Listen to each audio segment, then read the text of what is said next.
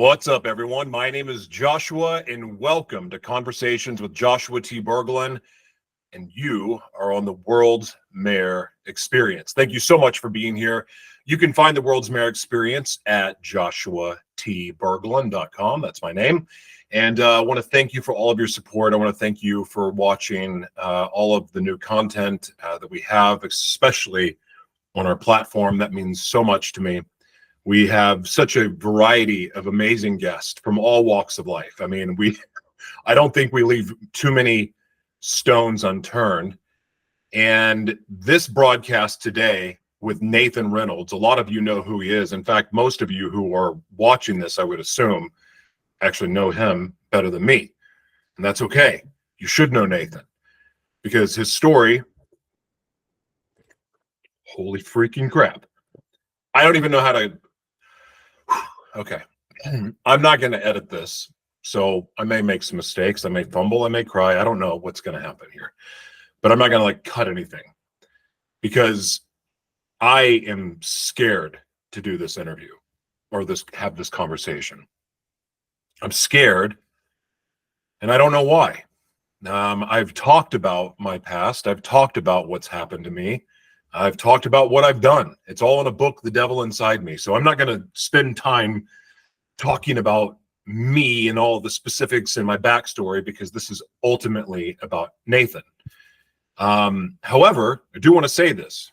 I've been watching a lot of his old broadcast, and I'm not going to, this is not going to be like anything he's done before because, at least that I know of. And because I have something on my heart that I think is very, very important to discuss. And it's about healing. It's about healing. And if you know Nathan's story, you know what I'm talking about. If you don't, I'll just give you a synopsis. And I do need to say this now. If you get triggered easily, don't watch. Come back to it. Pray before you watch. I wish I would have given a better trigger warning for my book, but I got to tell you that Nathan's story requires a much different type of trigger warning and one that's probably bigger than mine. Of course, he has communicated the hell. I don't even think hell's the right word. He has communicated his life and his experiences with a maturity, a level of maturity that I can't even comprehend because I still can't talk about my stuff that maturely. I mean, I can, but it's I don't feel that. I still get uncomfortable and weird about it. Unless if I'm just in this frame of mind of not caring. In other words, I told you about a trigger warning, gave you the trigger warning, but for me to not focus on those things, I can just not care about that trigger warning and just be in your face with all the horrific stuff. And I don't want to do that. But I can't imagine, being molested and being abused and physically abused and verbally abused and going through all of those things. It's horrific. My experience with being sexually abused, and then even the self-inflicted trauma that I put myself through when I would go on these meth binges for 3 and 4 days at a time and have sex with anyone that had drugs or had money or whatever, like fit the need at that time. And without being too vulgar, there wasn't enough drugs or sex that I could have while being up. I was a 20-year chemsex addict, and I would have continued down that path until my death, but God had other plans for me. Of course, didn't mean that I got off scot-free because I live with the consequences of my actions every day of my life. Now, fortunately, because we have this amazing God, there's this amazing God, this amazing creator that has this plan for our life, and this plan for our life, I believe, does not ever change. The opportunity to fulfill what we are created for, it doesn't go away until we're dead. So God's patient, And God gives us this amazing opportunity to rehabilitate our lives and to take all of our pain and use it as fuel for our purpose. And it's awesome. But I got to tell you, the longer we wait to give our lives to God, say, okay, God, you've given me this free will. So I'm going to go and I'm going to do meth and I'm going to do coke and I'm going to have sex with all the people I can have sex with. And I'm not going to care about anything. I'm going to eat what I want, do what I want, say what I want. I'm going to just be me. What's interesting is that I'm me now.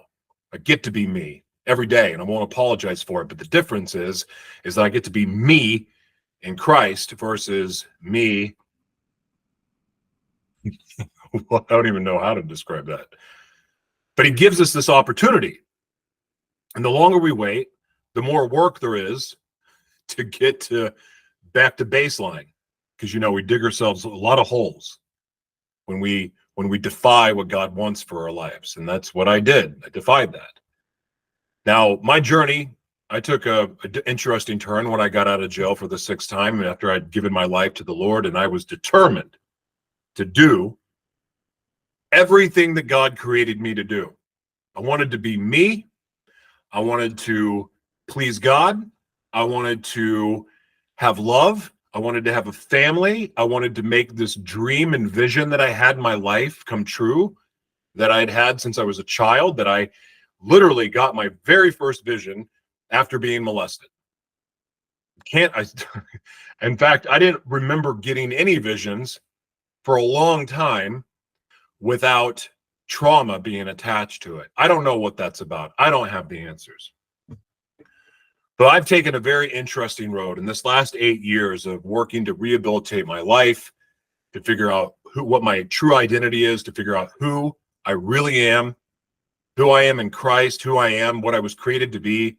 And it's come with a lot of ups and downs and redirections and so forth. But the thing that I'm so grateful is that I know that God has been with me the entire time to help me steer my path, to guide my path, to show me which way to go.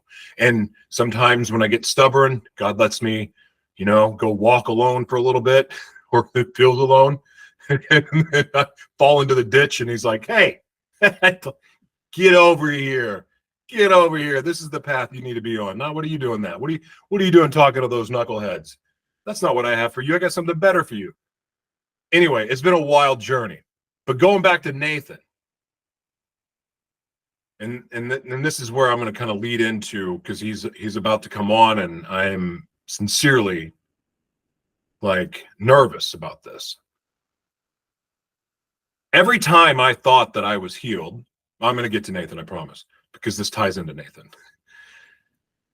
But in my walk with the Lord, every time I thought I was healed, I would have it by 6 months, going, oh, I'm doing it. Everything's good. No switches. And again, I have dissociative identity disorder. So that's one of the conditions I have. So going without a switch for a long time, wow, God's really healed me. And then get a little cocky. And next thing I know, oops, never mind. And then, I missed 2 weeks of time and so forth. And every time that I thought I had healed around my sexuality and the sexual identity issues I had, and not knowing what was real about that. And of course, with DID and multiple personalities, there's a lot of different sexualities there. There's a lot of different things going on. So it's very confusing. Imagine how confusing it is for the people that try to love me, So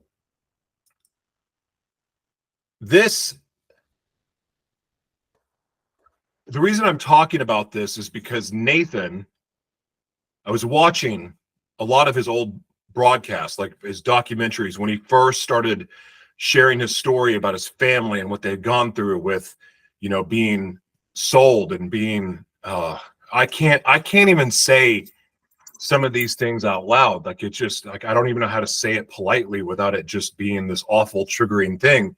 But he was violated, and his parents had something to do with it. His parents are the one that brought him into this life of being sexually abused. And his story is so complicated, and I'm not going to spend time talking about his story necessarily today because he's told it 8 million times. I don't really know where this conversation is going to go, but one of his interviews that I've been watching, there was one that stuck out to me, and he was talking about being delivered, and he was talking about healing. And as someone who has gone through 6 deliverances now, 6 deliverances, being prayed over by hundreds of people, and begging God to heal my mental illness, to heal the trauma around my sexuality, by the unhealthy way of that I have had with relationships, and like I've asked God to mature me, to make me whole, to make me everything God created me to be, and I'm getting closer every day. And then I have these giant setbacks every time I think that I'm healed, whether that setback is after a month or after 6 months, after 12. It's different. And so I've been watching these interviews because Nathan is the first person that I've ever looked at and go, they would understand this craziness. They would understand the thoughts. They would understand the confusion. They would understand the switches and the losing track of time and the sensory issues and the feeling like my head's going to explode, and sometimes the feelings in my body that come when people that I don't know come up behind me and touch me and think it's okay, and then with the warfare that goes on in my mind from those little things. And sometimes I can be in line at a grocery store and like something get triggered somehow and lose my mind at the grocery store yesterday even. And again, like, I'm so thankful that my daughters are there because I don't know how I would have responded to what had happened. And it's like, and it comes out of nowhere. Like everything is, I've been in the best mood ever. I've been started taking peptides, and I'm feeling so good and feeling so strong. And my mind has felt so clear. And I'm like, wow, I'm good to go. I'm good to go. I'm ready to rock and roll now. Like, I'm going to be healthy. I'm going to heal, and everything is wonderful. And then all of a sudden, within a split second, it was like everything just exploded all at one time, and then my brain's going nuts, and then I'm not healed. And I've never been able to have this kind of conversation with somebody that has been anally penetrated at a young age, because of what that does to your brain, how that affects us, how it can affect you for a lifetime. And like, I don't have the healing that I thought I had, but my relationship with the Lord is stronger than it's ever been. What's this all about? So I'm going to have a conversation with him that maybe he's never had before. And I don't know where it's going to go. But I pray that there's healing. I pray that there's a better understanding.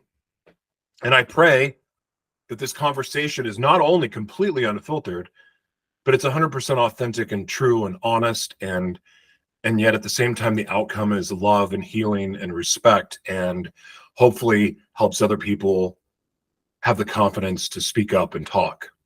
Because I'm 44 years old.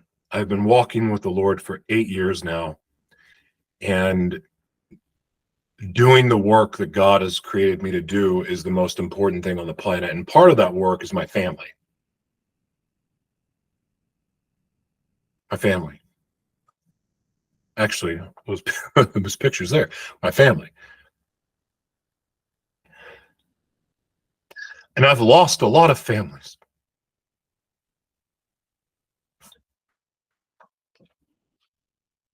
Because of this. I don't have a relationship with my oldest daughter, and I have a grandson who's just there, waiting for me to meet. And I haven't seen my twins since they were 2, and I think they're like 16 now, almost 18.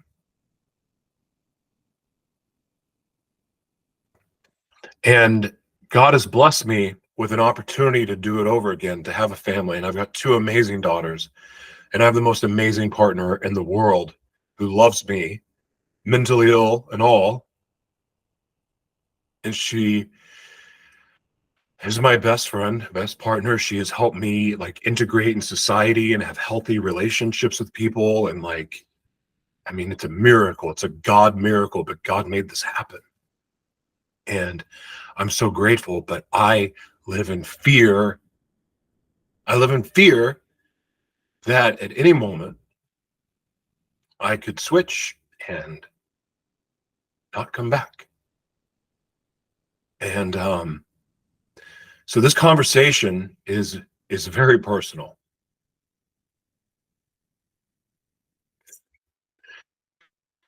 Any of you that know what dissociative identity disorder is like, or even borderline personality disorder, you know how challenging it can be, and you know how frustrating and isolating and lonely it can be.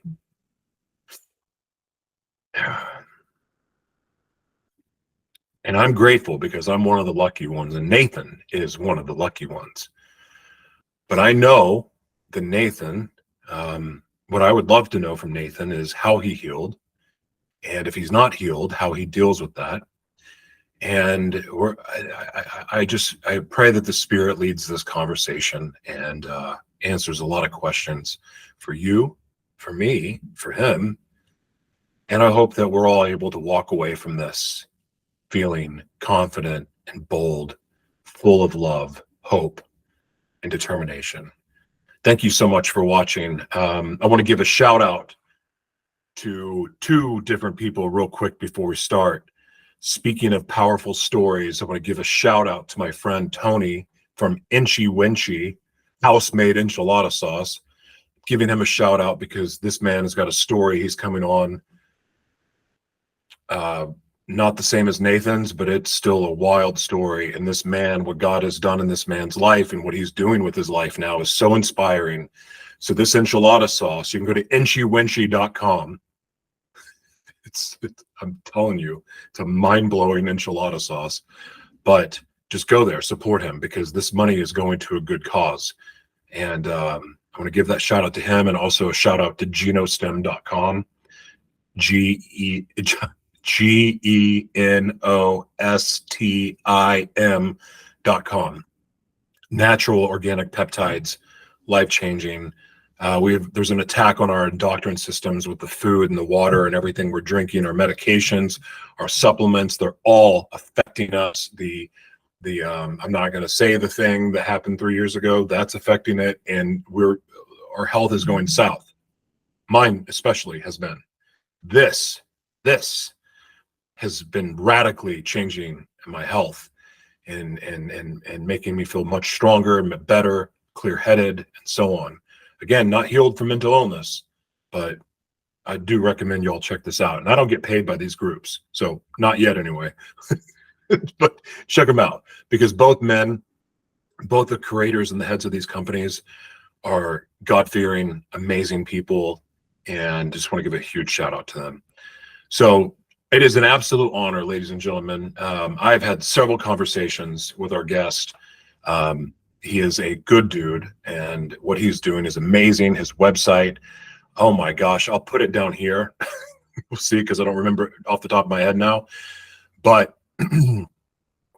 right here, Beyond the Flames or something like that. But I'll put it. It is a wealth of resources. Nathan has gone above and beyond with supplying not just videos, but research, education. Like, he's got an amazing website that you must check out, full of resources. But he is a truly, truly special man, and I am grateful for the fact that he's coming on today. I'm grateful for the message he's going to share, and grateful for all that he is doing in the world, because we're going to get a taste of it today. Ladies and gentlemen, please welcome Mr. Nathan Reynolds to Conversations with Joshua T. Berglan. Thank you.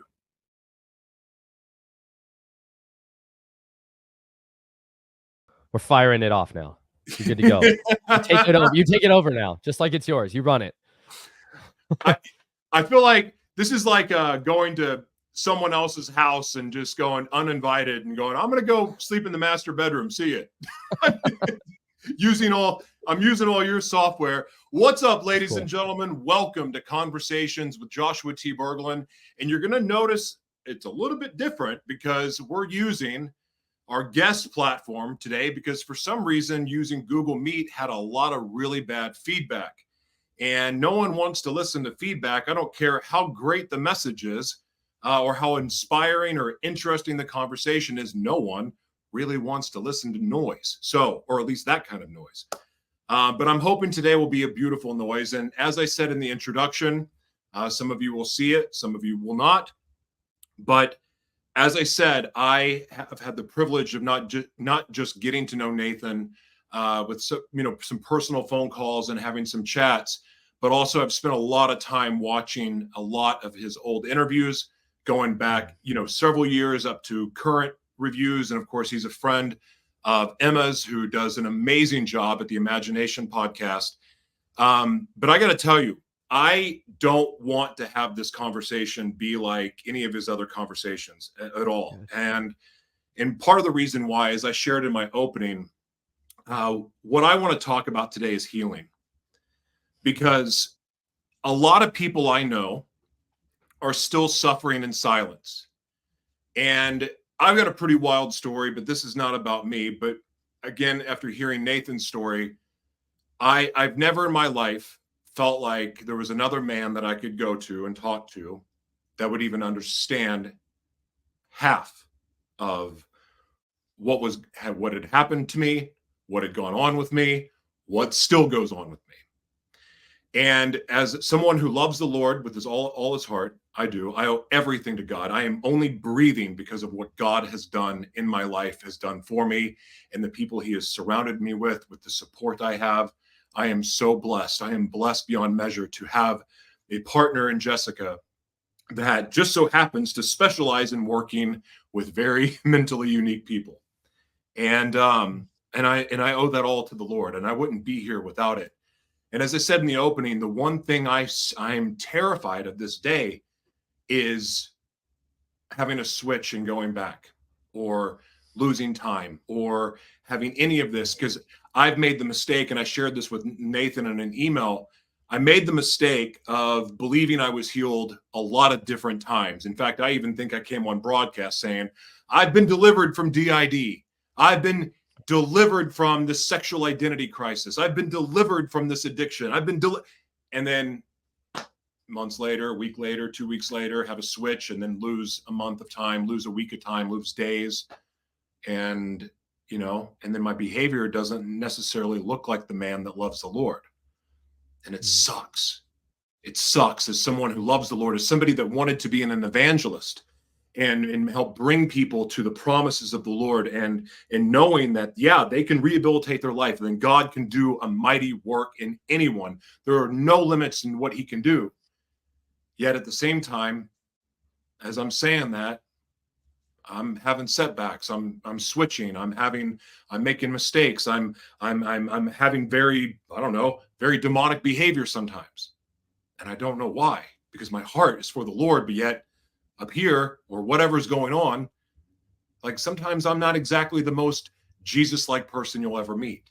And I don't understand that. I don't understand why I'm not healed. I don't understand why I have some of these issues. But the point is that I know I'm not alone. And so I want to have this conversation today centered around healing, specifically to people who have been sexually violated, molested, raped, abused. And I mean, women, this is a conversation for you too, because one, you get raped and abused as well. But also you love men who have been raped and abused.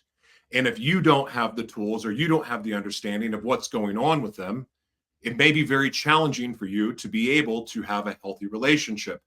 I have a very healthy relationship. When you read about dissociative identity disorder, it pretty much tells you that you've no shot at having a healthy relationship. That's a lie from the devil, because I'm an example of that, and Nathan's an example of having a healthy relationship. Are there complications? I don't know what his relationship complications are, but every relationship has complications.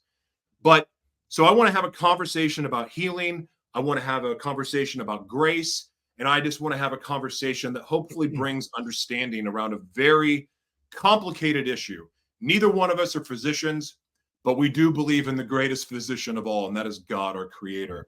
And I'm so honored to have Nathan here. Well, I guess I'm on his platform and he's on but I'm honored, Nathan, to have you here. This has been a long time coming. I want to thank you for the man that you are and the courage that you are to share all that you've shared. I mean, I just had my mind blown with some of the videos that I've watched of you, hearing you share and hearing your wife share. You are a true warrior. I am so grateful for you.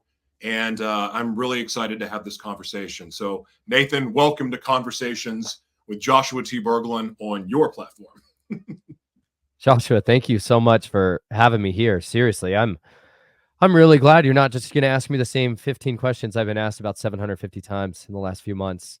You know, to me, what you're digging into is the real heart of the matter. Is like, how do we actually get through life now? Like not back then, you know, because there's lots we could talk about from decades of this lifestyle. But the truth is, we're trying to still navigate the present while the past comes bleeding through and kicks our teeth in and ruins our relationships. And like you, I have an incredibly committed wife and a partner in this walk. But boy, is it messy. It is not pretty. There's lots of warrior talk at times on YouTube, but there's a lot of bloody, snotty, frustrated screaming matches too. You know, there's still a war with the man in the mirror. Never doubt that. That's for sure. I want to start with this because, you know, when they talk about salvation, when people give their life to the Lord, you know, you hear a lot of stories of people being like radically changed in that moment. Boom! It's like lightning struck, and then everything's changed, and I'm a brand new man.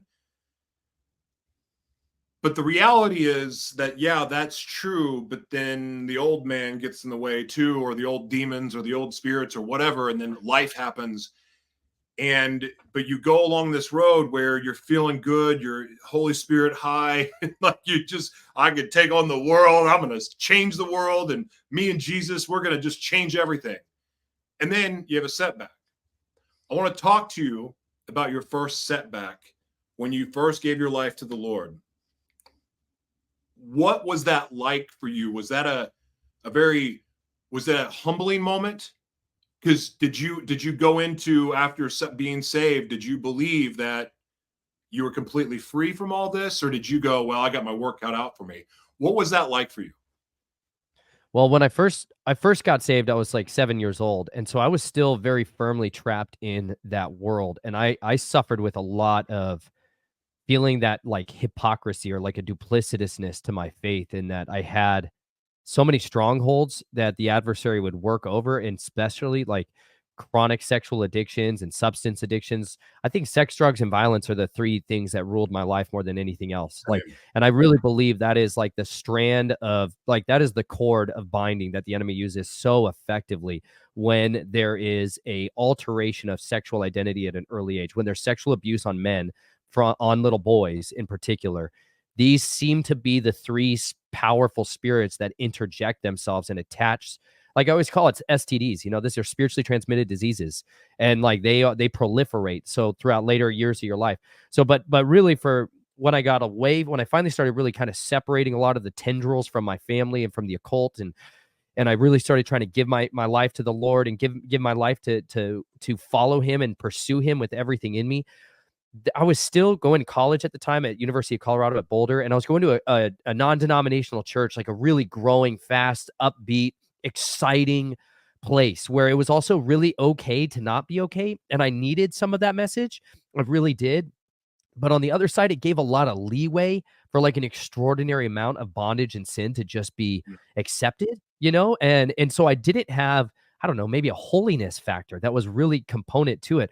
But when I got married, that's when really the core switching side of the equation began to come in, because I started experiencing, I think for the first time ever, a perpetuity of a relationship where my wife began to see iterations of me that normally nobody else saw, because I could camouflage it very well. You know, you become a very good hider of everything that you do, an escape artist, to put it bluntly. And so like when you're kind of in that dark side, you're only letting it out in the arenas where it's accepted, you know? And so to go into a relationships where I had this wife that was committed to me, and then I began to go through this massive core identity switch between Nate, this very upbeat Christian, passionate kind of person, to Nathan, this much more serious, somber, intense professional, wanting to be taken seriously and enraged, like filled with a lot of anger and very cold and very calculating, and wanting to go back out to I wanted to go back out to the streets. And for me, that meant stalking people. Like I stalk predators. That's like what I like to do. I like to find bad guys and crush them.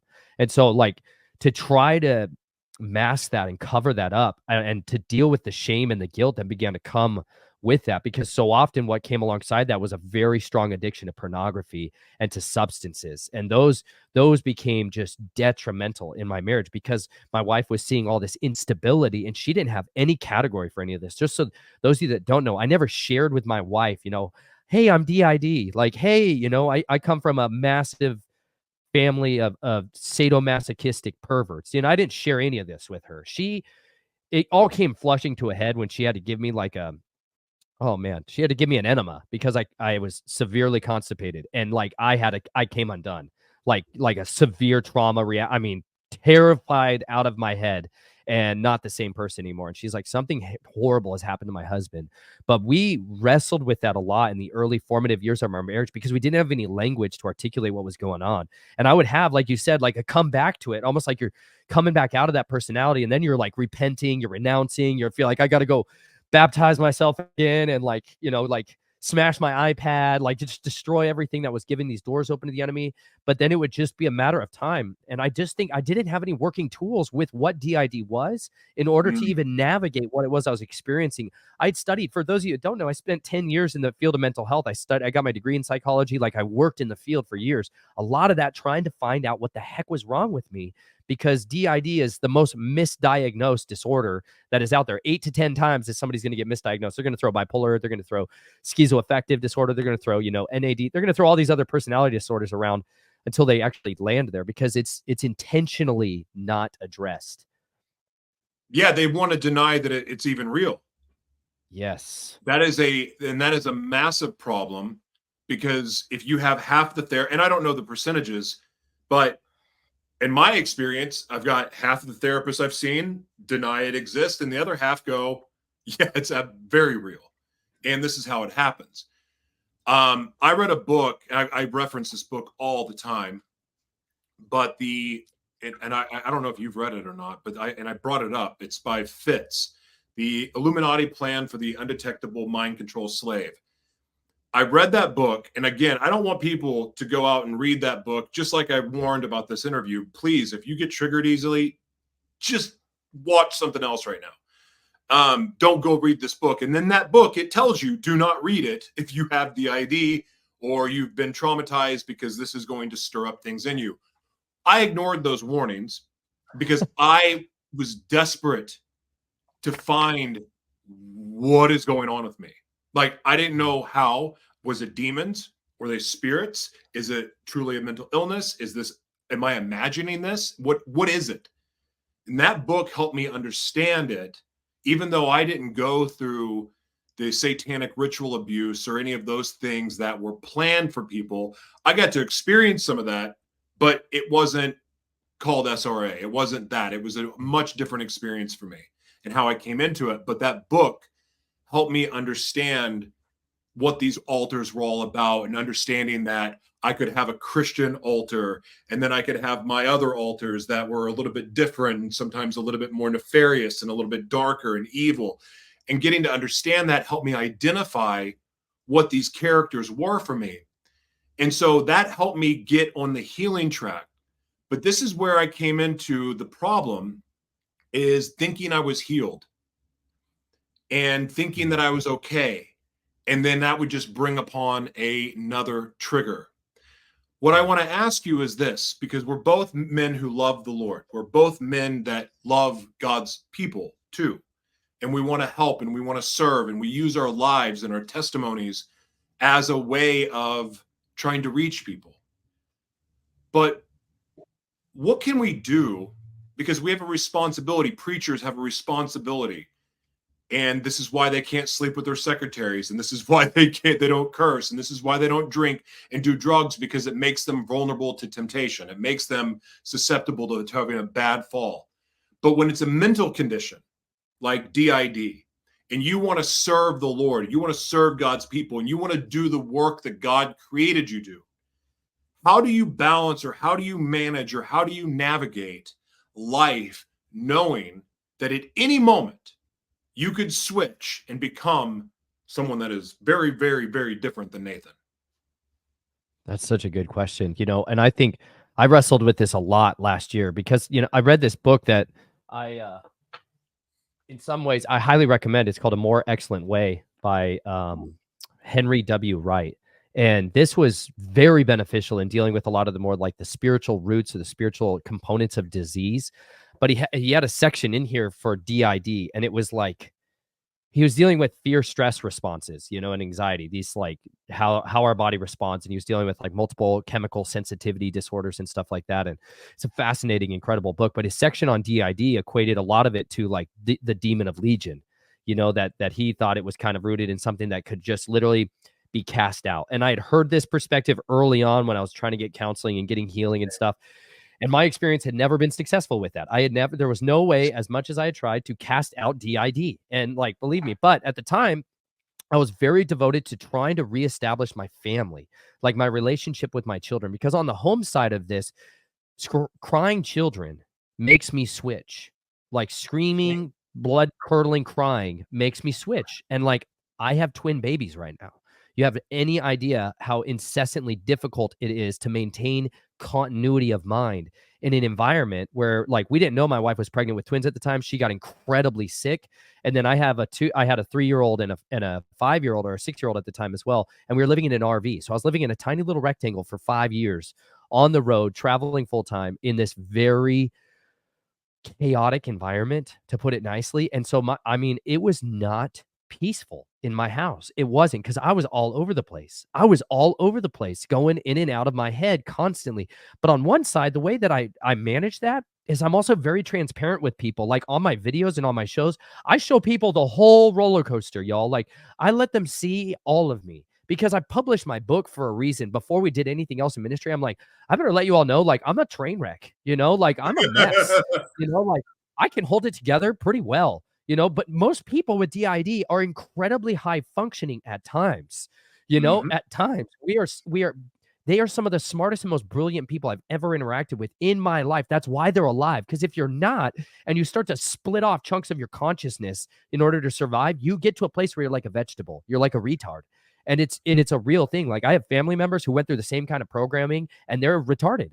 They did not split well, was how it was said. And it's like, but I've been just trying to be as transparent as I can with people along the way. But I felt like a year ago, I tried so hard to be like, I'm never going to talk about this again. I'm going to put all of this stuff aside.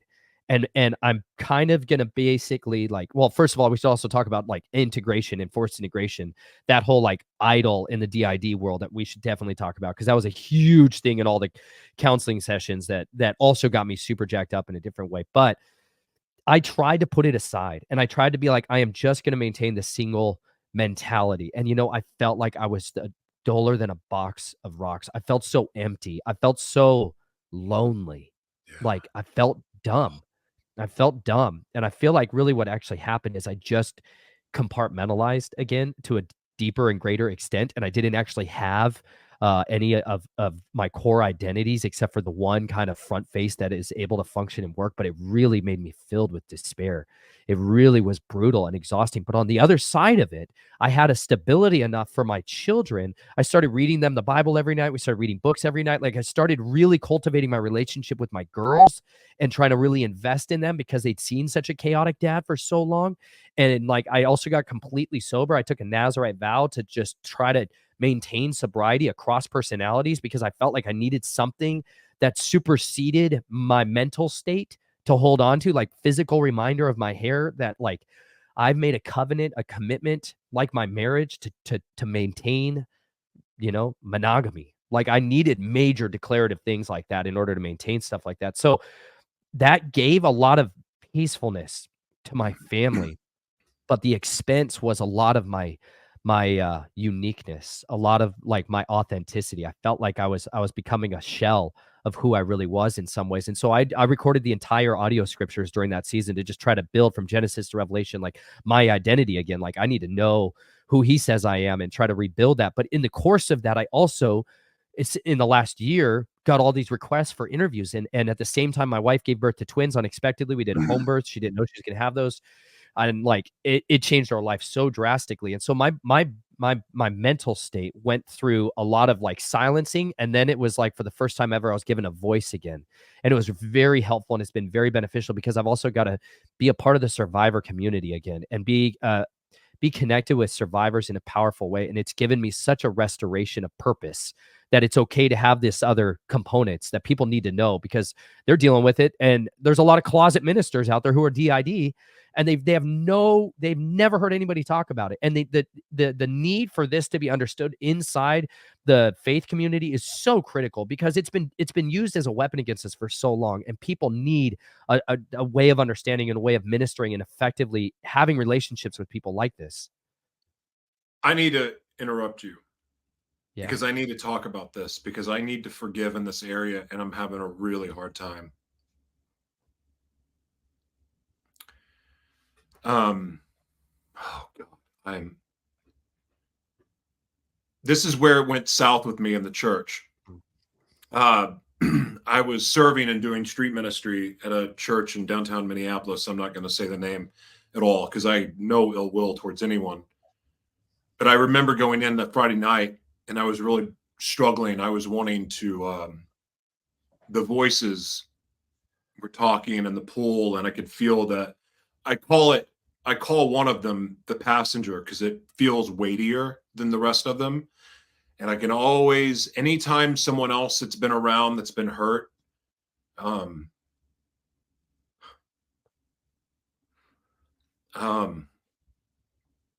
anyone that like, if it's a very predatorial thing and I can feel it. And I use the dark passenger because I learned it from Dexter and whatever, because it's the only thing that really makes sense to describe this one. And I could feel it. And I couldn't shake it. So I went into street ministry and I because they always had worship before, and I go in and people can get on the mic and talk, and I got on the mic and I told everyone that was there that I was like struggling, like I needed help. I needed relief from this because this entity, this thing, it was really fueling this desire to, the sex and drugs thing for me is huge. Like chemsex was for 20 years, it ruled my life. But this monster that was building. And I shared openly because that was the only thing I knew to do. I remember when I was the last suicide bout I had that went 4 days straight, and the woman I was with was praying over me and like nothing would change. And all of a sudden I remember hearing this voice talk, like go do a broadcast and talk about what's happening. And what I recognized in that moment was that this thing doesn't like the light, the suicide spirit or whatever it was. It doesn't like the spotlight. So I'm like, okay, I need to go tell the church what's going on with me. And I didn't get prayer. I didn't get anything. I got a big group audience full of very uncomfortable people, judgy eyes, all this stuff. And I'm sure some of it I'm telling myself stories, but no one was there to pray for me. Not the preacher, not any of the people that were going out to pray for the bums in the freaking streets that were on drugs, that were on alcohol. I was sober, and I'm one of you. But I'm telling you in real time that I'm struggling and it's effing demonic and it's not pretty and it's not it's terrifying. And they weren't there. And I've had a lot of things with the church that I just want to like flip them off and like I got issues. But that moment for me was the most isolating, most lonely feeling of my life. And I was surrounded by people that are supposed to care. So why is it that when I was a chemsex addict and I was having sex with anything that would walk and some things that didn't walk, and and I'm using drugs, going on 4-day benches, drinking my own pee to get urine. Everybody wants to save me then. But then when I'm saved and I'm admitting that I'm struggling with this, everyone turn their back. Help me forgive, because I am tired of being so angry about this. Because, and here's the thing, I know it's not just me. I know it's other people, but I can speak up for me. And this is wrong. You were absolutely right. The church needs to know how to deal with this, because there's a lot of freaking people running around with DID that have no clue, and they're doing a lot of damage. But the church is supposed to be our place to go for refuge. And why weren't they there? Why? Can you tell me?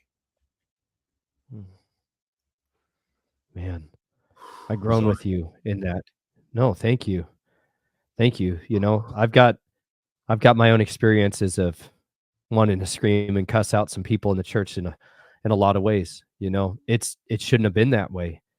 Truly. This is why he came. You know, he came to turn the world inside out, because the movement of what was the churchianity of its day was devouring the people, was merchandising the people and not giving them what they needed, which was restoration and deliverance. Instead, they were using technicalities to keep them from authentic relationships. But they are blind, leading the blind. It's aggravating. It's exhausting beyond measure to try to go in. Like, that's why I tried to write my book, to reach an audience of people that have no clue about what this is, but it's ruining. Like you said, they're DID people are roaming around causing havoc because nobody is willing to wade through the absolute train wreck that they need to walk through in order to be there long enough to hang in. Like, they are some of the most capable and competent people you can ever have as your ally. But when you screw them over like that, when you abandon them in their moment of need, they are your worst nightmare.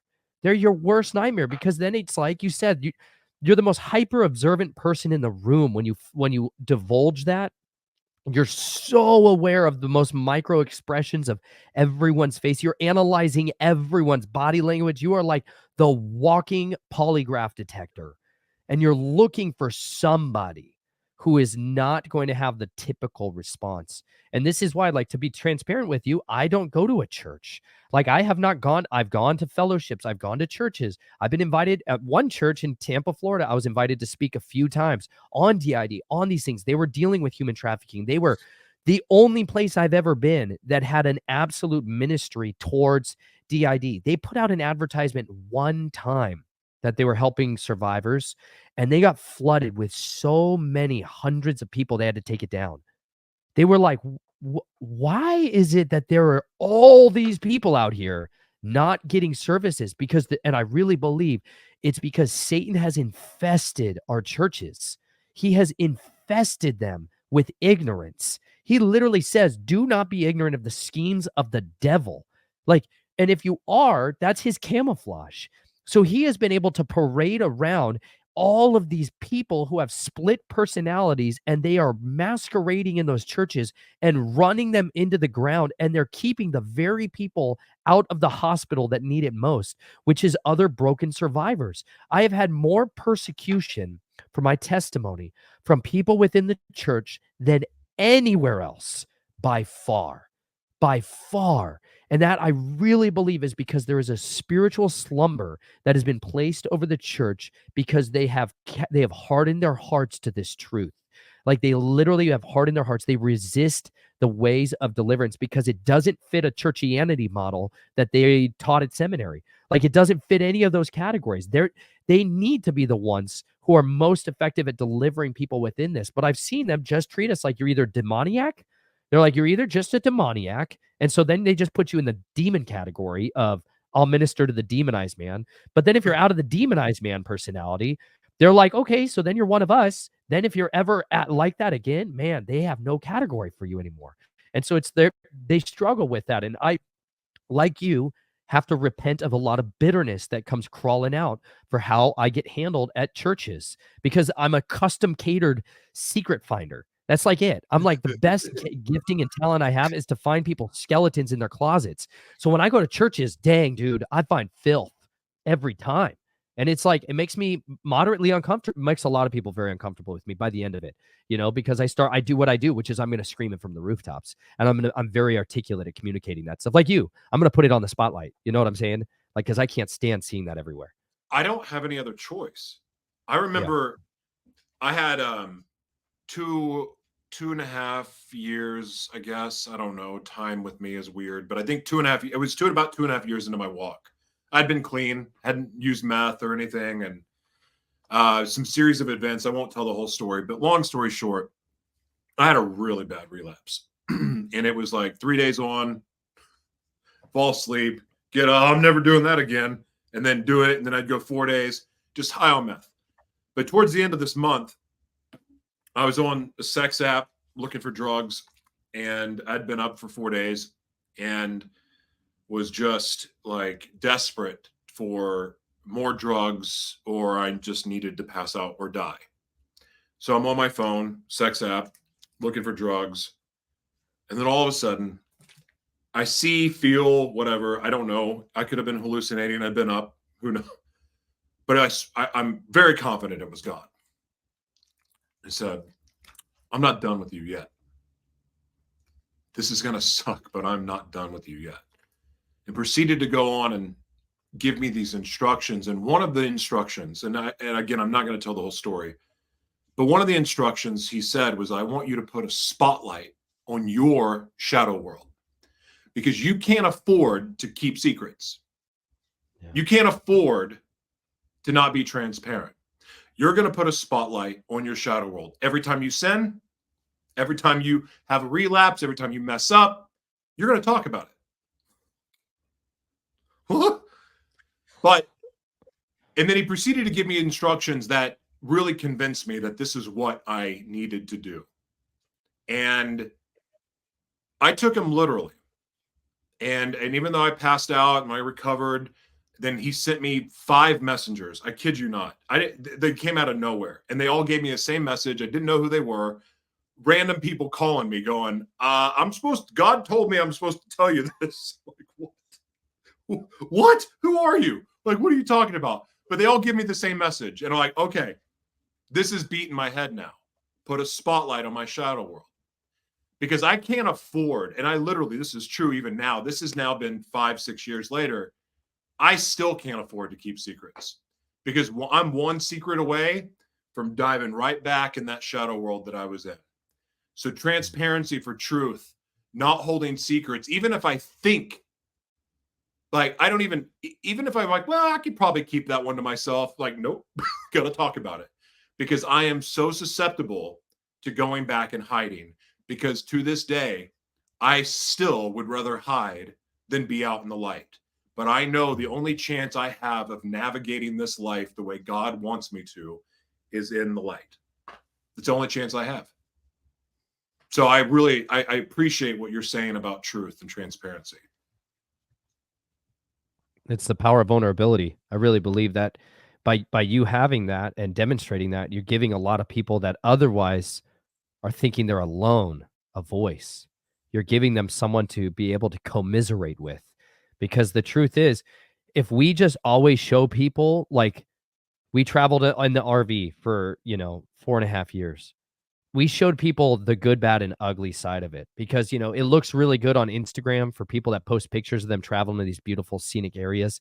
It doesn't look so good when, like, you're covered in poop and, like, your pipes are blocked up and your children are screaming and it's freezing and your pipes are frozen and you're like, this is stinking miserable. Like, it was miserable. I had more cops knocking on my door living that lifestyle than I ever had in my life. And I don't like cops knocking on my door. Just let me tell you, I've had a lot of visions in my head about how bad that's going to go someday. You know what I'm saying? Like, there's going to be 400 SWAT team guys. You know what I mean? I got some stuff, junk in the trunk that could go bad someday. But transparency, authenticity, I really believe is the core tenet of a house that's built on truth. And so if we do not build our houses on the secrets, we have the opportunity to live a life that is worth remembering, truly, because it's relatable. Nobody can live those lifestyles like they see epitomized and idolized. We don't want to be somebody's idol. Well, the way you do that is to go ahead and knock yourself off the pedestal every once in a while.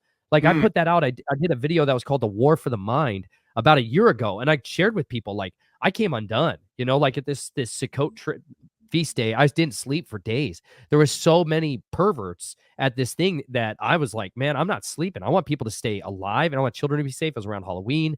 It was not good. There's people who are like active handlers of mine that showed up, and it was crazy time and series of events. It was awful. And I felt very, very literally exposed out there. Anyways, I came undone, and I told people afterward, after the fact, I'm like, there's a lot of people who would only see Nature Nate. I have like a playlist on my channel that's like Nature Nate, which is like the happy guy who's going to dive in a pool with alligators and try to like wrestle them, and super happy and excited and passionate and all this other stuff, right? Yeah, then there's this like whole other guy who shows up and is just literally camouflaging himself and lying in the grass with knives, you know? And that's real different for people that only see Nature Nate. They're like, my children want to hang out with you. I heard you give them feathers and rocks and stuff. And I'm like, you know, there's a lot going on here. You know, have you, like, I started my channel with a very brutal, explicit documentary about a child who is being butchered and sacrificed in our neighborhood, like international news. And like, I'm like, you ever watch the other channel videos on my channel? They're like, no. I'm like, you might want to do that because there's a lot going on with people. And by you and I, anybody else that's a survivor that ever gets any kind of level of a platform, I can't recommend it enough. Be you, all of you, as much as you can, because what it does, it like, I'm doing another panel. I did a panel with 2 other survivors about 2 weeks ago on Emma's show. Man, I'd never had group therapy with DID people. I never realized that. And I was like, this was amazing. We could have talked for days. I felt so understood. You know, all those stupid nuances that you realize you're always trying to like present an aspect of, you don't realize it, but you are literally always trying to present an aspect of yourself that's congruent with what the perceptions of people around you might perceive you to need to be for them. And you don't realize how much that wears you out. And then suddenly when you can just relax and be that way, like without the use of drugs, like drugs was the only other way I felt like I could turn that off enough to feel authentic. But at the same time, I knew it was basically, I'm just using tranquilizers to suppress what inevitably needs to get dealt with. And so instead, I feel like by talking to other survivors and hearing them be authentic, it takes all of that resistance, all of that exhaustion, all of that, like, I don't know, one-upmanship personality style of life out of the equation. And you just got to be you and be like, yeah, it still is. I had people who came over and were watching me try to take care of my twin babies, and they were like mortified because they would watch as one of my babies is screaming. I'm shaking like I'm being tortured. You know, my nose starts bleeding. Like when I go through these horrible like switches, like pressure goes through my head, my nose starts bleeding, I start shaking, you know, like I'm a mess. And they're like, holy smokes, this is what it's like for you. And they look at my wife and they're like, is this what he's like? I'm like, she's like, yeah, this is what it's like for him to raise babies. And this is what she's seen. Like I write about it in my book. I'm transparent with people, but when they see it firsthand, they're like, you're debilitated. I'm like, I'm severely disabled. I know it doesn't come across like that right now, but if you watch me at other times in my life, we're freaking cripples. It's brutal, and it makes it very difficult to maintain a normalcy with life, you know? And it's like, I've got lots of children, you know? So I've had seasons of chaos, you know, like there's no way around it, but I'd rather another parent have been out there, been honest about that, you know, than somebody else that just kept a camouflage of put togetherness. Have you talked to your kids about DID yet?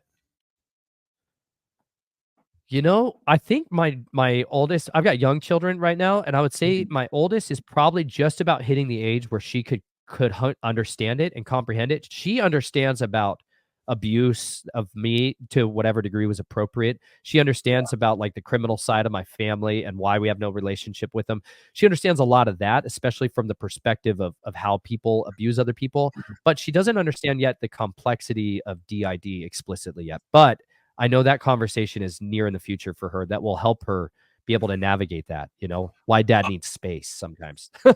That's, oh my gosh. I'm so happy you said that. That is, when I first met the girls, Jessica's kids, and I get to be their dad now, but, and they have another dad, but I get to be dad too. But when I was having switches or moments, like it was probably pretty scary for them. I mean, in fact, I know it was. And I felt very led at that time. And I think they were like 4 and 5 to first introduce this concept of like what's going on with me. And of course, they didn't understand what dissociative identity disorder was, but where it led to was a very open conversation. And also this conversation of sometimes I just have to be, I have a safe room right here on this, in this other side of this wall. And I've had one in every house that we've lived in together, because that's the only, it's a safe room for me. And now it's really a safe room for them too. Like they can use it when they need to.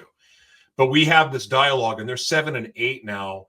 And so when they know, if they see me, they kind of know all my facial reactions, and they know all the stuff now. They're very observant. They know all my patterns. And so when I get up and if I leave and I'm gone for a little bit, they just know. They just know that I'm doing what I need to do so that I can be the best dad that I can be. And they're 7 and 8, and they understand it. They don't love me any different. And we have an amazing relationship. And I get to be a good dad. And that took having an amazing partner in Jessica. And that took also being honest with the kids to be able to create that environment to have. So this thing that people say, well, you're unsafe if you have DID. Well, you're unsafe if you're not getting help. You're unsafe if you're not learning the tools and you're not working on it every day. It is a full-time job to work on our mental health as people with DID. That is our job. Like that is our job, essentially, is to do what it takes to be healthy so we can do the work that God created us to do. I believe that that is our sole job. And part of that is being a dad, being a partner, being a husband, being a wife, whatever it may be.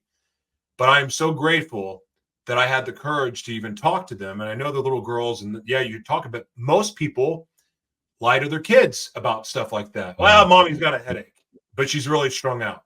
Or, Santa Claus is coming to bring you gifts. And like, all these little lies that we seem are harmless.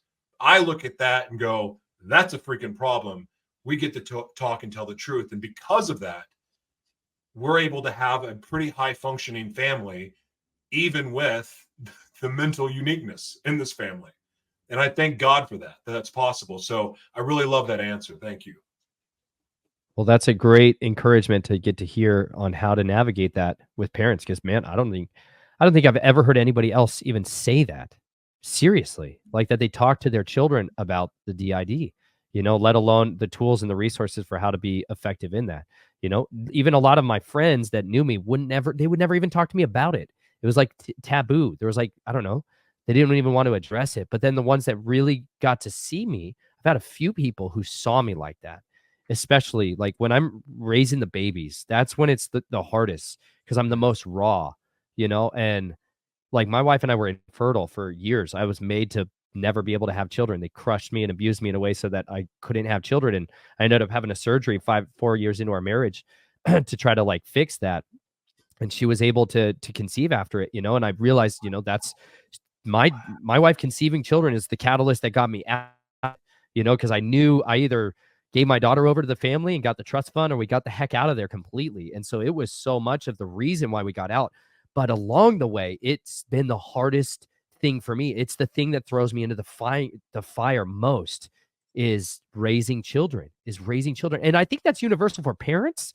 A lot of them, you just realize your selfishness in a lot of it, and you realize how difficult it is to lay your life aside for them. But then you realize, I think there's a perpetual contrast for me that I never saw, that I would get jealous of them and like their lack of gratitude for the peacefulness of life, or like food, or like non-abuse.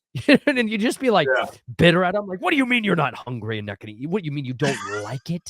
Are you kidding me? You should starve. You have never starved, child. Like, I get into that mode a little bit unnecessarily, but it really helps to give context when I'm like, listen, I was starved. You have no idea what that's like. You haven't even missed meals. I remember we were like, okay, well, you're gonna fast today. And I wanted them to experience that. And they were like, oh my gosh. I'm like, this isn't even starvation.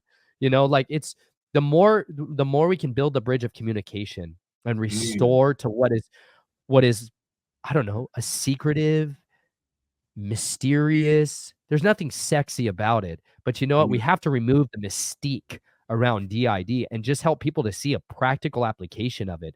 Like, that's why I recommend there's this little PDF that's called ABC of DID, and it was written for counselors and pastors. And I'll share that with you so you can send it out to folks. It was a very valuable tool that I was like running around giving to everyone while I was trying to explain to them what DID was and trying to explain to them like what this looked like. And when I would hand that to people, they would inevitably read through this and all these people would start popping up in their mind. And they'd be like, oh my gosh, this is totally this person. Because so many people don't know this is what's going on. And when you give them working language, it helps to build an understanding that they desperately need. That's good. Okay, here's a trigger warning. Just letting you know ahead of time, this question is going to be triggering for people, but I'm going to ask. And I've never asked another man this, but I'm going to ask anyway. So you were sodomized and at a young age, and I was too. Won't go into detail there, just sodomized. I've read, and I don't know how true it is, but I'm hoping that you know something. But part of the reason why being sodomized is part of the rituals because that's what causes the split. Because your spinal cord and your anus are attached to your brain, and the penetration, and okay, try not to be graphic, but that trauma, especially as a young child, that's kind of one of the ways that they can split the personalities is through the anus. And in your experience with not just education and history and knowing survivors and being and in your own experiences, what do you know about that as to why being sodomized is part of the ritual and part of the breaking down, part of the grooming? Why is that? I think on one side, there's a spiritual component that I believe is absolutely fixated on it. That is this defilement act. On the other side, I believe it is truly it's one of the most effective tools for locking in shame that there is that it is male on male sexual abuse is one of the most shameful culturally, experientially experiences any person can go through. And I don't say that lightly. That comes from a lot of conversations with a lot of people. It's more culturally taboo to talk about being sodomized than it is to talk about a woman who's been raped. It is. It is not welcomed in a lot of venues. It really is not. You want to let the air out of a room very quickly. Start talking about sodomization. You want to talk about being raped as a boy.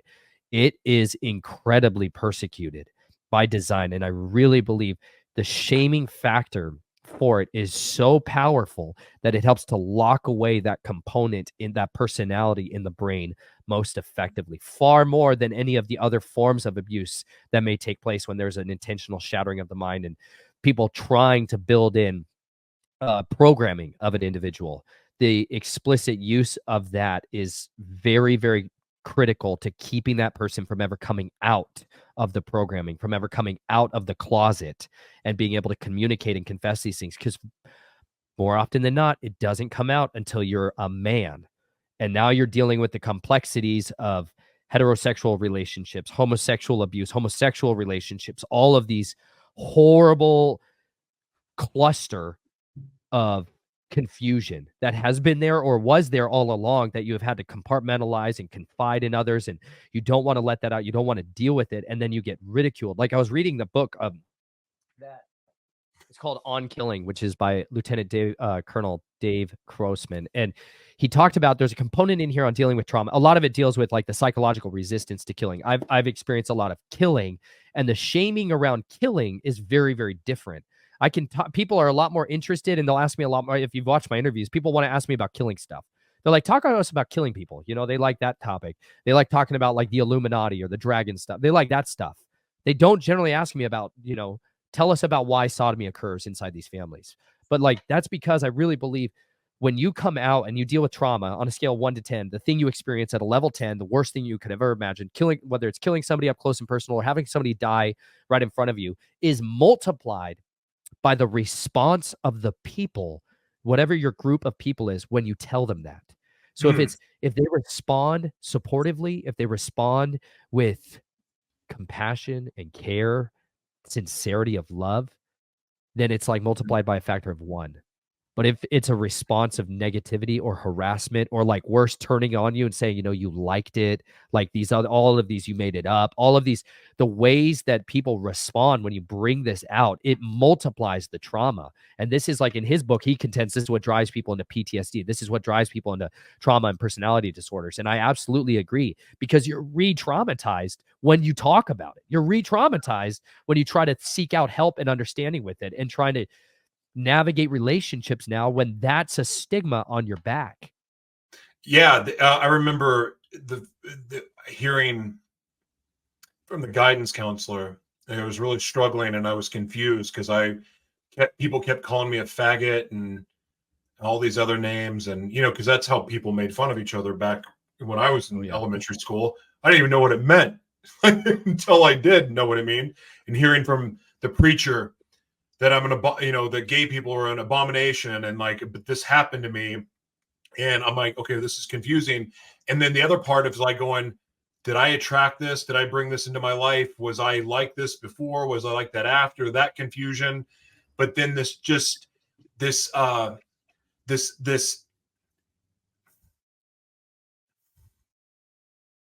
not understanding, like, is hurt. This was painful. I'm traumatized, and yet it felt good at the same time.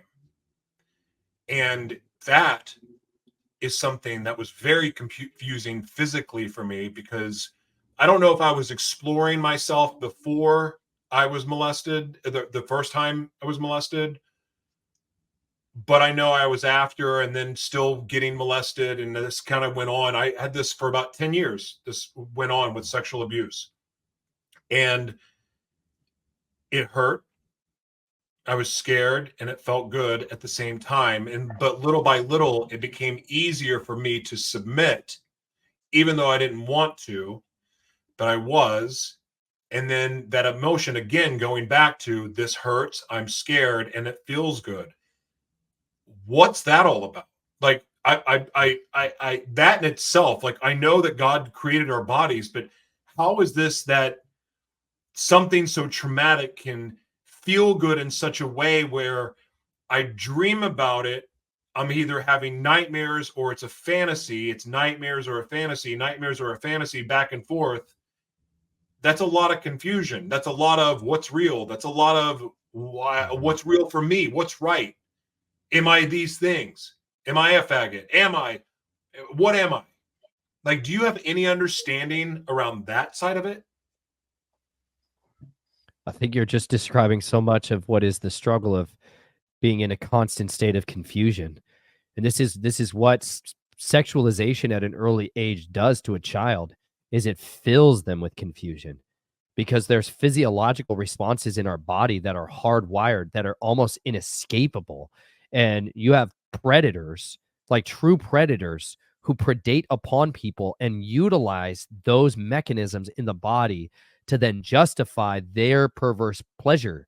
Like Alfred A. Kinsey is one of the people who directed and engineered this in our society more effectively than anybody else. And he did this by commercializing pedophilia, but wholesale, and literally to where today in court, they rank a level of abuse based off of the scales that he gave them from pedophiles on how traumatized children were, and how much we should basically give them leniency or not leniency on how much the child was affected after the fact or not. But it brings in such a destabilization of your core identity, because now you're trapped in that loop of remembering these things, and then you're physiologically responding in a way that you don't want to be. Maybe your mind doesn't want to be, or your soul doesn't want to be, but it is hardwired into you. And that's why I literally believe they're programming the autonomic nervous system. They're hacking your nervous system so that you will respond in these ways when you're prompted to. And this is why it is like a mind-controlled slave. It's not always some guy with a hypnotist watch and doing all these code words in your ear. They're literally hacking the systems of your body in order to cause these reactions in you later. And then you are always dealing with a spiritual component that gets interjected and commingled with it that can get prompted and brought out as like a co-conspirator in the act. And so this becomes a stronghold. Like for me, that constant confusion, especially when I was going to be around my family members, because there was a lot of sodomy of grandsons. That was like the way my family did it, was like grandsons, not like my direct father, but my grandfather, my great grandfather. And so the children, when we were around each other, the male cousins and stuff like that, there was always all of this other homosexual stuff, because this was what had become normalized and had become so desensitized to us that we couldn't break out of it. And it caused so much shame and so much deepening of that confusion. And I think this is why I turned it as like my release was self-mutilation in my teenage years, because I started going to a private Christian school, and same thing. I got called a faggot all the time. I got called all these names, a fairy and a queer, even though like I was attracted to girls and pursued girls, I still was mocked that way. And back then, like you said, it was just more a normal way of guys would joke on each other and call each other this. But then I had this deep wound, this bondage, and this horrible curse in my identity. Like my dad signed away my body to my great grandfather for a trust fund. Like I had shame of being a slave attached to me as I'm trying to navigate high school and middle school and dealing with all the complexities of social cues and inside of that. And so it caused me great despair and a great hatred of myself and a hatred of my body. And so much of that gets turned inward. You either you unleash outwardly. This is where you see a lot of people that are bullies and pick on other people. But for me, I turned it inward because I didn't want to victimize other people. And so I think later on in your life, as you go through a series of trying to get restoration of your identity and trying to get deliverance spiritually of that side of it, you still have to have a continuity of assurance in your mind for those centers of your body, the physiological side of your body, to get restored. And I'm like, I know this sounds bizarre. I'm a huge component of rewiring that system through cold water immersions. Like I have found that is one of the best ways for me to hack that system and to shut off those responses when they start to come online like that. It interrupts, like when I go underwater, it interrupts that entire chain of events. It interrupts it better than anything else. Believe me, I have tried so many different therapeutic techniques. I've tried so many different pharmaceutical drug. I've tried so many different things to try to hack this system. You know what I'm saying? Like this is what DID people basically become. We're like biohackers. We're like trying to figure out how to navigate this thing all the time. Cold, like getting underwater quiets it down for me. And at first I would have panic. And like I made this rule of like, don't get out of the water till you're calm, like in control. And it would literally help to reset that system. So like literally I don't live somewhere unless I can run to water and get underwater there. I can't anymore. If I live somewhere dry, like it's bad. It's bad because I start having those responses, like when the babies are crying or whatever else. And it's not every time they cry, but there's this certain thing. And it's like, I've got to get there because I can feel it like a bolt of lightning come through my body. And it's like, you have got to find ways of navigating an outlet for that. And I've never found something as effective for me as getting under the water. It works, especially jumping in the water, and it really helps to reset that system. And I know it's a gift for me. And I really believe like this is what immersion was. Like Naaman, he's like, go and immerse yourself 7 times to be healed. I'm like, I literally believe that's what immersion is about. It's not this thing where I got to go have some guy dunk me underwater. Like I've got to go out there and put the old man to death that's trying to come crawling out, because they're going to come. They're going to come. And we have sometimes malicious people come into our life to try to bring that out.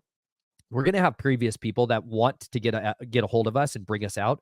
But then we got to understand that the Father's going to give us a way out when we're tempted, when we're drawn away. Like he's going to give us a way out. So we have to learn how to take that. For you, like you're talking about your safe room.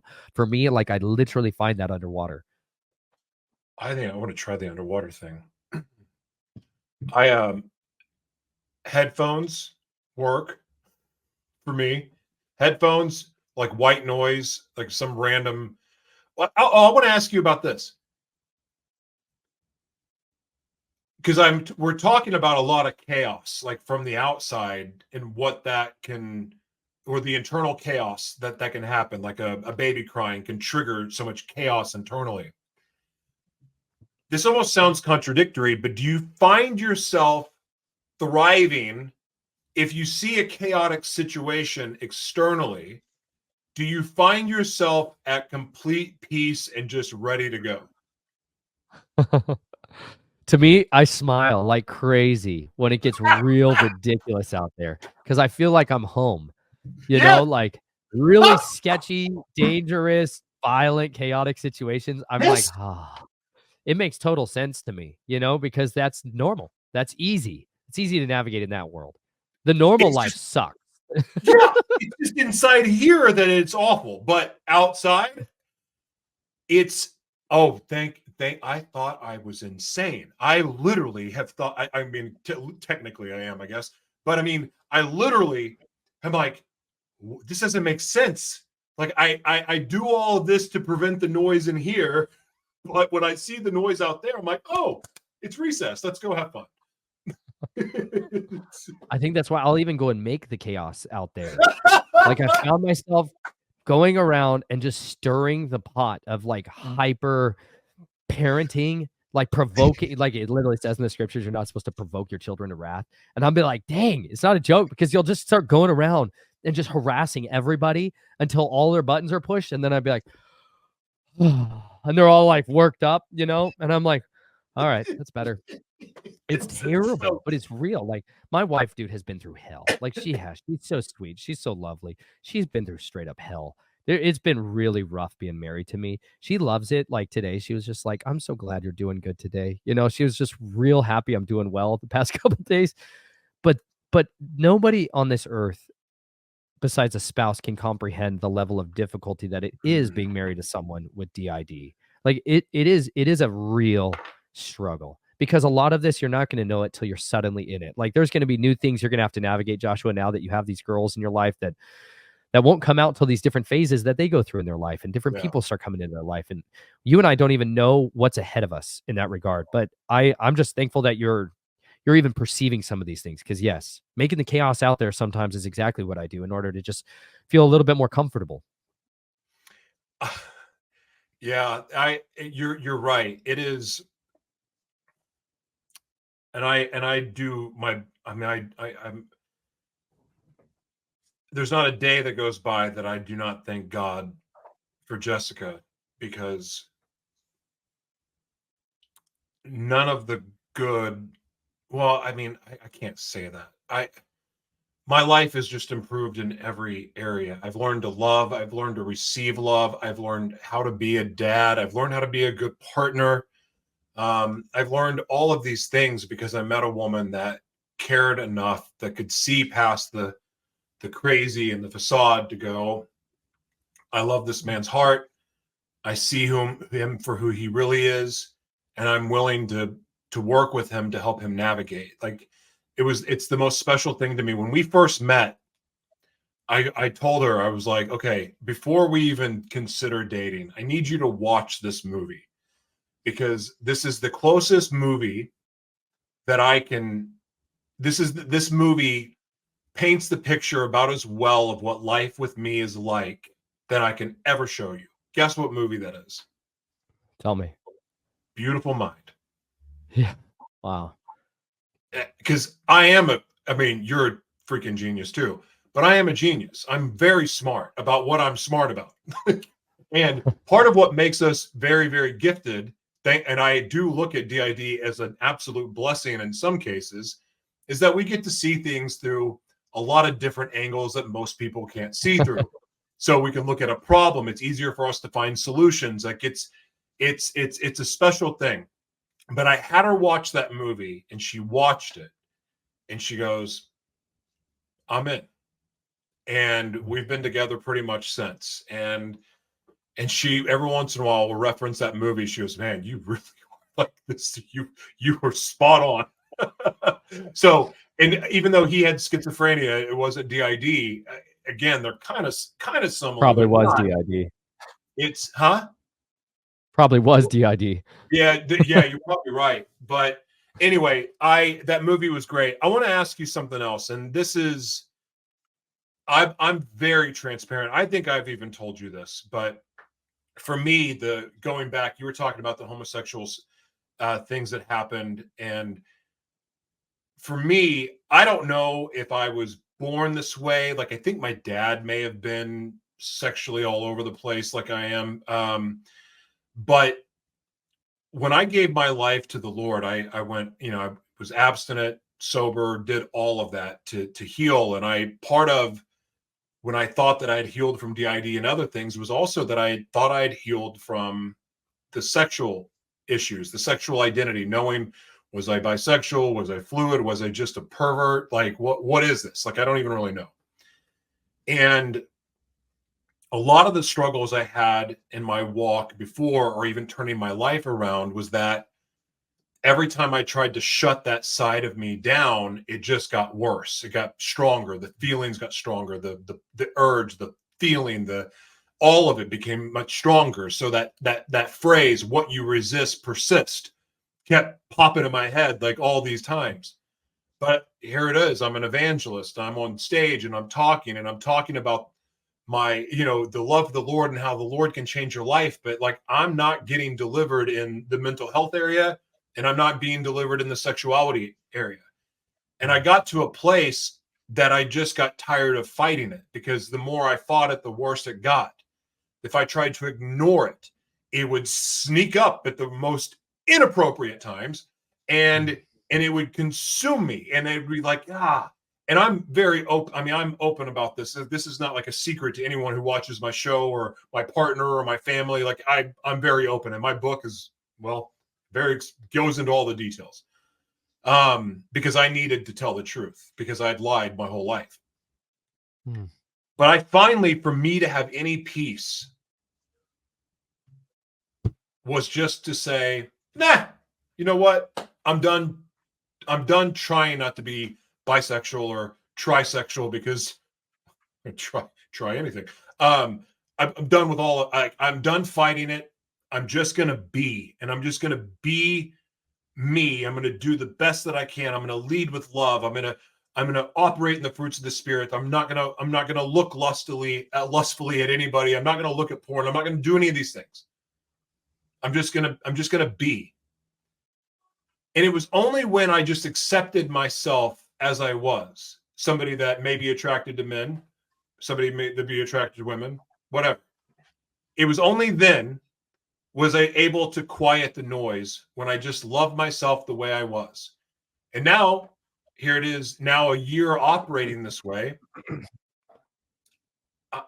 I'm the same. I don't have these fights with myself. I don't beat myself up. I don't shame myself if I recognize that I'm attracted to somebody of the same sex or whatever it may be. And I'm sure Christians are losing their minds saying this, but this leads me to this statement. The reason I'm bringing it up is because this hasn't gone away for me. I've prayed for years.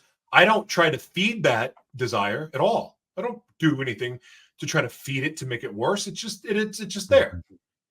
But I have peace now. And because I have peace, my relationship with God, my communication with God, and the way that I navigate life is much improved. Yet, at the same time, on social media, in the Bible, at church, I'm an abomination. I saw someone, his name's Bryson. He's a hip hop guy. He posted yesterday on X, on Twitter, "You cannot be gay and be a Christian." And I'm not gay. I'm half gay or whatever. And I see stuff like that, and I know my heart. I know my relationship with the Lord. And I'm looking at that going, you are God, homie. Like, what do you know? But what I'm getting at is this. I don't know if I'm right. I don't know if I'm wrong. I don't know anything about it. All I know is this. I have peace for the first time in my life, accepting myself the way that I am, and my relationship with God has only gotten better, has only improved, because Is it because I'm loving myself? I'm making loving decisions for myself. I'm not beating myself up. I don't understand it.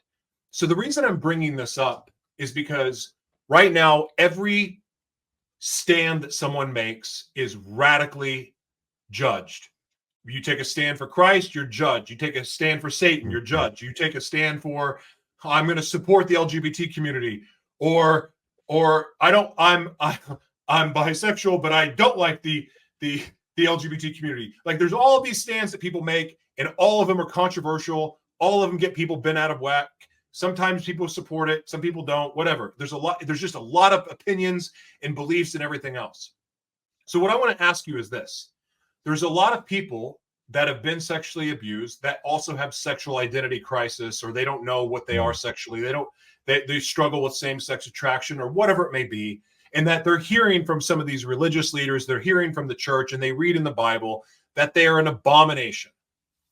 When I hear that I'm an abomination, that does not make me want to run in the arms of Jesus or say, Jesus, God, take my life. I surrender my life to you. My life is yours. Take my life. It's yours. It doesn't make me want to say that. It makes me want to go, but I have peace for the first time in my life. It's like, and I'm making loving decisions for myself for the first time in my life. How am I an abomination, and how am I wrong?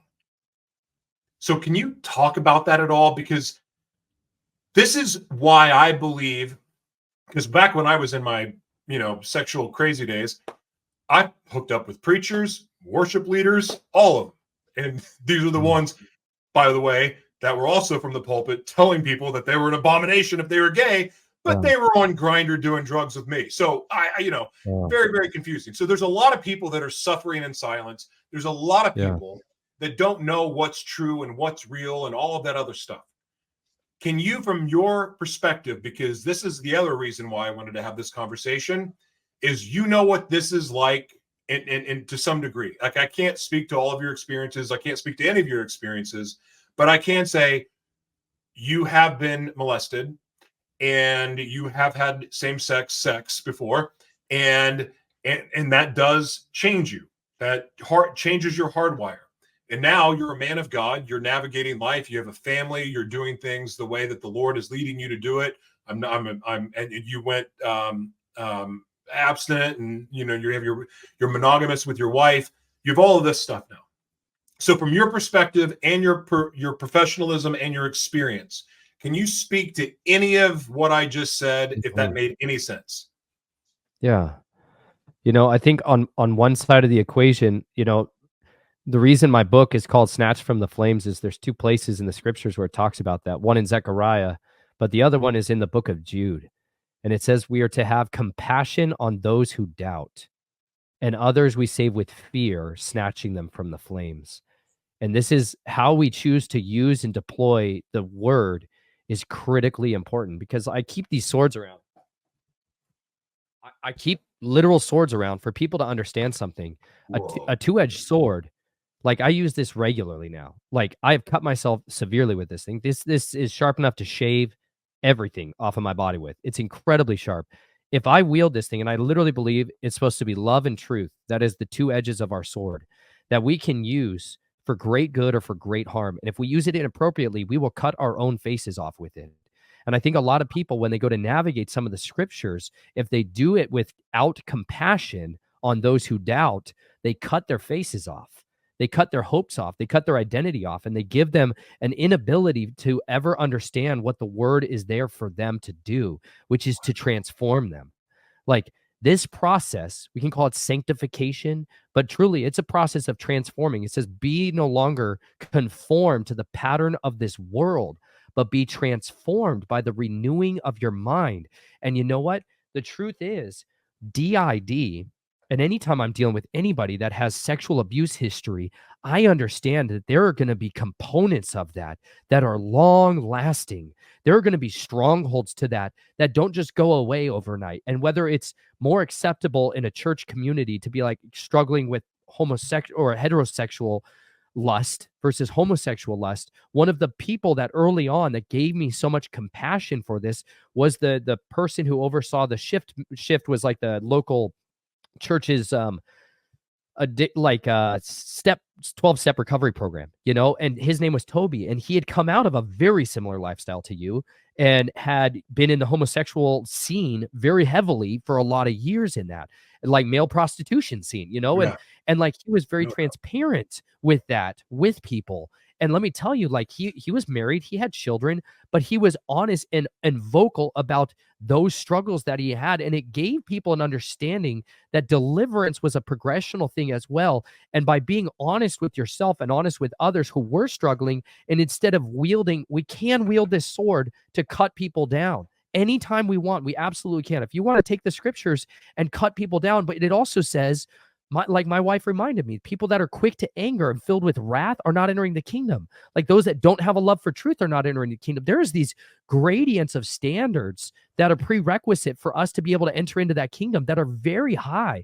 And it's designed to make us strive towards excellence. It's designed to make us strive towards holiness, to being a set apart people. But you know what? There's going to become a process where he comes into us, like you said, the great physician, and he is going to co-labor with us in our struggles and amidst our journeys. And he is going to love us, but at the same time, he's going to walk us into the truth. And so I really am like, I have a huge amount of compassion for people that are struggling with sexual identity disorders, because I understand the component of what sexual abuse does to a person early on. And I also understand the strategic agenda of modernity to confuse people's sexual identity so early on, when they have no right telling a 3-year-old or a 5-year-old how to be sexually oriented or to expose them to sexual acts. But it was Aleister Crowley that said the goal is to expose a child to every sexual act before the age of 9 years old. That corrupts a child. That does horrible, long-lasting damage that is almost irreconcilable to normalcy later on. And so for those of you who have had the gift of not being abused, you need to have compassion for those who have, because there is no way that you can possibly comprehend the level of confusion and suffering that comes with that, and the identity struggle that gets interjected during that time. But by us demonstrating to others authenticity in love, compassion, and truth in order to try to show them an example, it gives them the opportunity to find peace, gives them the opportunity to have an actual authentic relationship with the Messiah in a way that he can love on them and show them these things without destroying their hope from the beginning. Like one of the best relationships I ended up having at that job where I was like at a recovery treatment house in Boulder, Colorado, was with a gal who was trans. And, you know, I didn't want to participate in a lot of the pronoun introductions at the beginning of the group. They were saying, you have to say this. And I don't like when people tell me you have to say anything. And so but she assumed I hated her because of that. And she got to hear some of my story. And because she heard what I'd been through, she shared with me that she had been chained to a wall when she was young. Her dad had literally sold her and chained her to a wall. I know, sweetie. I'll be right there. I got you. She'd been chained to a wall and sold. And so because of that, like she had been abused for so long that she lost who she was. And like, I had nothing but love and compassion for her, and we wept together, and we were able to develop a relationship and help each other in a way that if you just looked at us and be like, this strong, preachy Christian guy and this like trans woman, you know, this trans person, there was a divide that's built in there. But I'm very careful to understand that the enemy is here to steal, kill, and destroy. And a house divided against itself cannot stand. And so we do need to understand how to navigate that word with absolute precision. And there's a lot of people that are going to get on there and they're going to use it to cut each other to pieces. But understand, how we hold somebody else to be judged is very serious. There's a wonderful book called The Testament of the 12 Patriarchs, where all of the patriarchs are sharing their history at the end of their life to their children's. And one of the things they literally say in there, one of the sons is saying, hey, I literally used to mock people that had these issues, and then I got tempted with them and drawn away into sin and destroyed because of it. And I think that is a danger in reviling anybody who is struggling in these arenas and just degrading them with our words. And so we have to be careful how we navigate that and how we try to build each other up with truth and with love. Dad, come, man. Nathan, I could talk to you for hours, but I don't know if it was your wife or your child that keeps coming. Yeah. There's horseback riding in our future. Family comes first, and you and I, we can do this anytime. I I was so nervous about doing this broadcast because No. this is not an easy subject. And Yeah. I mean, it's one thing talking about it with yourself, but now, you know, then talking about it for the first time with someone else who's been there, that's a first for me. And I thank God for this. I do. We met through, I first got introduced to you through King's Counsel and Trust, who I do a lot of media work for, and they turned me on to you. And then come to find out, you know, you know a lot of people I know, and now knowing your story and knowing the man that you are, and having to had several conversations with you, I not only feel honored but humbled, and also extremely grateful, not just for your time, but the man that you are, and the fact that you're speaking out on a subject that is not easy to talk about. So God bless you, bro, and thank you. Absolutely. Thank you again for having me, Joshua. I really appreciate it. It was a great to be here with you. Great to be here with you.